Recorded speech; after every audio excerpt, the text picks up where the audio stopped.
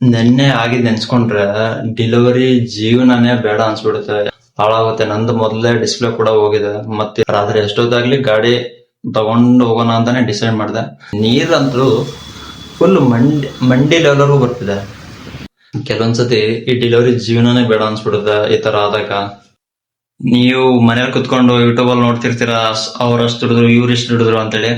ಅದನ್ನ ನೋಡಿ ಮಾತ್ರ ಯಾರು ಡೆಲಿವರಿ ಕೆಲ್ಸಕ್ಕೆ ಬರಕ್ ಹೋಗ್ಬೇಡಿ. ಆದಷ್ಟು ಡೆಲಿವರಿ ಬಾಯ್ಸ್ಗಳು ಮಳೆಗಾಲದಲ್ಲಿ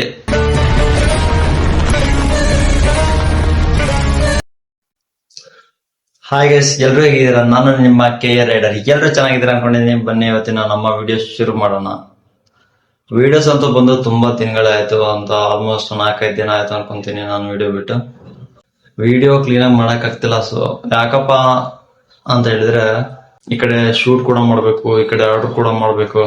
ನೆನ್ನೆ ಆರ್ಡರ್ಗೆ ಹೋಗಿದ್ದೆ, ಬಟ್ ಶೂಟ್ ಏನು ಮಾಡ್ಲಿಲ್ಲ ನಾನು ನೆನ್ನೆ ಊಬರ್, ಪೋರ್ಟರ್ ಮತ್ತೆ ರ್ಯಾಪಿಡೋ ಮಿಕ್ಸ್ ಮಾಡ್ತಿದ್ದೆ.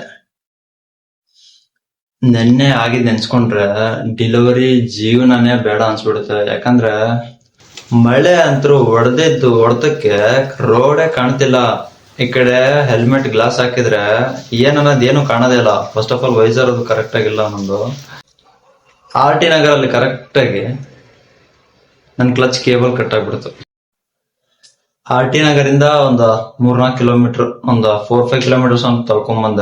ಆ ಮಳೆಯಲ್ಲಿ ಆ ರೋಡ್ ಸೈಡ್ ಬೇರೆ ಕನ್ಸ್ಟ್ರಕ್ಷನ್ಸ್ ಮಾಡಿದ್ದಾರೆ. ಎಲ್ಲಿ ಗುಂಡಿ ಇದೇನೋ, ಎಲ್ಲಿ ನೀರ್ ನಿಂತಿದೇನೋ, ಎಲ್ಲಿ ಏನು ಕಾಣ್ತಾನೆ ಇಲ್ಲ. ಯಾಕಂದ್ರೆ ಮಂಡಿವರೆಗೂ ನೀರ್ ಬರ್ತಿದೆ ರೋಡ್ ಮೇಲೆ ಹೋದ್ರೇನೆ. ಅಂತದ್ರಲ್ಲೂ ಒಂದಿಬ್ರು ಬಿದ್ರು ಕೂಡ ಅಲ್ಲಿ.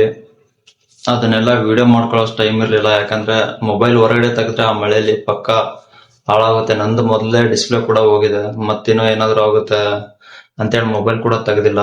ಸೊ ಮುಂದೆ ಬಂದೆ. ನನಗೆ ಗಾಡಿ ಸೈಡ್ ಹಾಕಿ ಹೋಗೋ ಆಪ್ಷನ್ ಇತ್ತು, ಬಟ್ ನನಗೆ ಗಾಡಿನ ಬಿಟ್ಟು ಹೋಗಕ್ ಅರ್ಧ ದಾರಿಲಿ ಮನ್ಸಿರ್ಲಿಲ್ಲ. ಯಾಕಂದ್ರೆ ಗಾಡಿ ನನಗೆ ಎಲ್ಲೂ ಅರ್ಧ ದಾರಿಲಿ ಬಿಟ್ಟಿಲ್ಲ. ನಾನ್ ಹೆಂಗ್ ಬಿಡ್ಲಿ ಅರ್ಧ ದಾರಿಲಿ? ರಾತ್ರಿ ಎಷ್ಟೊತ್ತಾಗ್ಲಿ ಗಾಡಿ ತಗೊಂಡು ಹೋಗೋಣ ಅಂತಾನೆ ಡಿಸೈಡ್ ಮಾಡಿದೆ. ಆ ಮಳೆಯಲ್ಲಿ, ಆ ಚಳಿಲಿ ನಾನ್ ಬೇರೆ ನಡ್ತಾ ಇದ್ದೀನಿ. ಗ್ಯಾರೇಜ್ ಬೇರೆ ರಾತ್ರಿ 10:30. ಅವಾಗ ಗ್ಯಾರೇಜ್ ಬೇರೆ ಎಲ್ಲೂ ಬಾಕಲು, ಎಲ್ಲೂ ಓಪನ್ ಆಗಿರ್ಲಿಲ್ಲ ಗ್ಯಾರೇಜು. ಮತ್ತೆ ರ್ಯಾಪಿಡೋ ಬುಕ್ ಮಾಡೋಣಂದ್ರೆ ನಂದ್ರಲ್ಲಿ ಡಾಟಾ ಕೂಡ ಇರ್ಲಿಲ್ಲ. ನಮ್ಮ ಫ್ರೆಂಡಿಗೆ ಹೇಳಿ ಡಾಟಾ ಹಾಕ್ಸ್ಕೊಂಡು, ಸೊ ಆಮೇಲೆ ಒಂದು ರ್ಯಾಪಿಡೋ ಬುಕ್ ಮಾಡ್ದೆ. ರ್ಯಾಪಿಡೋ ಬುಕ್ ಮಾಡಿದ್ಮೇಲೆ ಬೆಳಗ್ಗೆ ಹುಡುಗ ಬಂದ, ಚೆನ್ನಾಗಿ ಮಾತಾಡ್ಸ, ಅಣ್ಣ ಟೋ ಮಾಡ್ತೀನಿ ಅಣ್ಣ ನಾನು ಅಂತ ಹೇಳಿ ಟೋ ಮಾಡ್ದ. ಅವನಿಂದ ತುಂಬಾ ಹೆಲ್ಪ್ ಆಯ್ತು ನನಗಂತೂ ನಿಜವಾಗ್ಲು. ನೀರಂತೂ ಫುಲ್ ಮಂಡಿ ಲೆವೆಲ್ವರೆಗೂ ಬರ್ತಿದೆ. ಯಾವ್ದು ಗುಂಡಿ ಅಂತಾನು ಕಾಣ್ತಿಲ್ಲ. ಎಂತ ಫುಲ್ ಟಾಪ್ ರೋಡ್ ಅಲ್ಲೂ ಕೂಡ ಮಂಡಿವರೆಗೂ ನೀರು ಬರ್ತಿದೆ ಅಂತ ಲೆಕ್ಕ ಹಾಕಿ.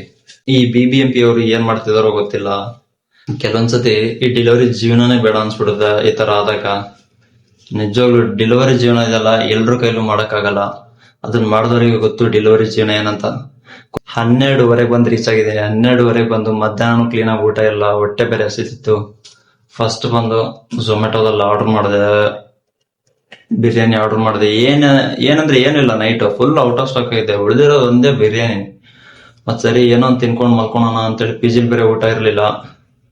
ಅದಕ್ಕೆ ಬಿರಿಯಾನಿ ಆರ್ಡರ್ ಮಾಡಿದೆ. ಬಿರಿಯಾನಿ ಆರ್ಡರ್ ಮಾಡಿ ಹೋಗಿ ಫುಲ್ ಫ್ರೆಶ್ ಅಪ್ ಆಗಿ ಬಂದೆ. ನಾನಂತೂ ಫ್ರೆಶ್ ಅಪ್ ಆದ್ಮೇಲೆ ಬಿರಿಯಾನಿ ಬಂತು. ನಾನ್ ಬಿರಿಯಾನಿ ಎತ್ಕೊಂಡ್ಬಂದು ಬಿರಿಯಾನಿ ಚೆನ್ನಾಗಿ ತಿಂದೆ.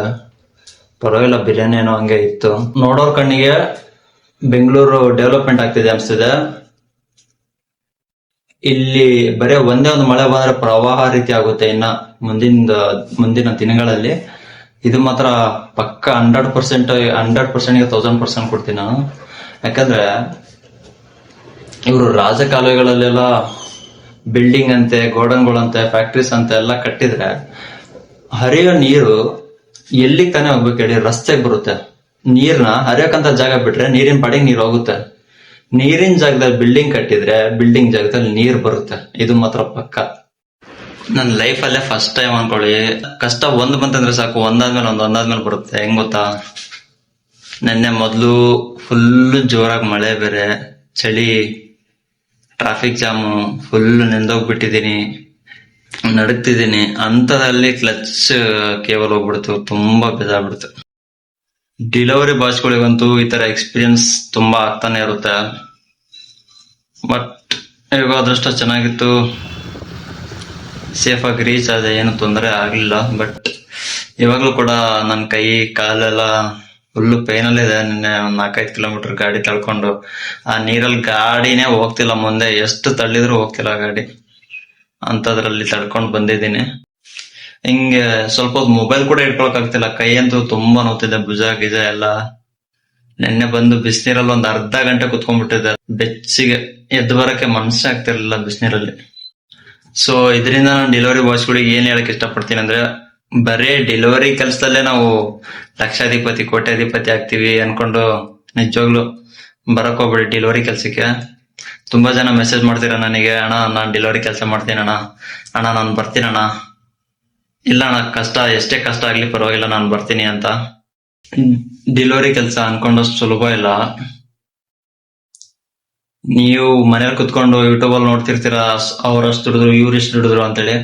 ಅದನ್ನ ನೋಡ್ ಮಾತ್ರ ಯಾರು ಡೆಲಿವರಿ ಕೆಲ್ಸಕ್ಕೆ ಬರಕ್ ಹೋಗ್ಬೇಡಿ. ದುಡಿತಿದಾರೇನೋ ನಿಜ, ಬಟ್ ಎಷ್ಟು ಖರ್ಚಾಗ್ತಿದೆ, ಎಲ್ಲೆಲ್ಲಿಗೆ ಹೋಗ್ತಿದೆ ದುಡ್ಡು ಅಂತ ಅದು ಅವ್ರಿಗೆ ಗೊತ್ತಿರುತ್ತೆ. ಊಟ ಎಲ್ಲ ಮಾಡಿ ರಾತ್ರಿ ಮಲಗುವಷ್ಟೊತ್ತಿಗೆ 2:15 ಆಯ್ತು.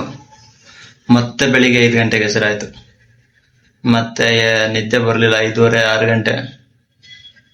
ಮತ್ತೆ 7 ಗಂಟೆಗೆ ಮಲಗಿ ಮತ್ತೆ 8 ಗಂಟೆಗೆ ಎದ್ದಿದ್ದೀನಿ. ನಿಜವಾಗ್ಲು ಈ ತರ ಆದಾಗ ನಿದ್ದೆನೆ ಬರಲ್ಲ, ಫುಲ್ ಮೈ ಕೈ ನೋವು, ನಿದ್ದೆನೆ ಬರ್ತಿಲ್ಲ ರಾತ್ರಿ ಎಲ್ಲ.